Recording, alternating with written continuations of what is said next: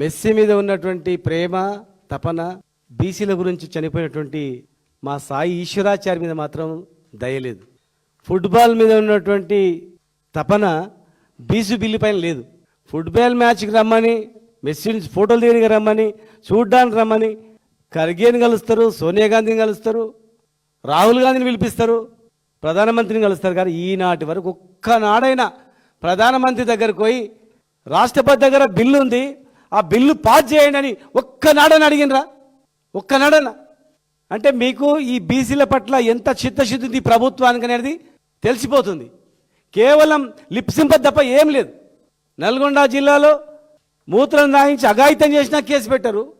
నిజామాబాద్ జిల్లాలో ఆత్మహత్య చేసుకున్న విచారణ చేయరు. చివరకు హైదరాబాద్లో ఒంటి మీద నిప్పు అంటించుకొని తెలంగాణ ఉద్యమంలో శ్రీకాంత్ చారి ఎట్లా చనిపోయిండో ఆ విధంగా చనిపోతే కూడా కనీసం ఆ కుటుంబాన్ని పరామర్శించలేదు, భరోసా ఇవ్వలేదు. ఇక్కడ చావులు అర్ధనాదాలు జరుగుతుంటే అక్కడ ఫుట్బాల్ మ్యాచ్లు జరుగుతూ ఉన్నాయి. 23% 17% తగ్గించారు. ఒక మండలాల్లో లేరు, ఒక ఊర్లలో పెద్ద పెద్ద ఊర్లలో 95% జనాభా బీసీలు ఉన్నటువంటి జనాభా ఉన్నటువంటి దానిలో ఒక వార్డు మెంబర్ కూడా లేరు.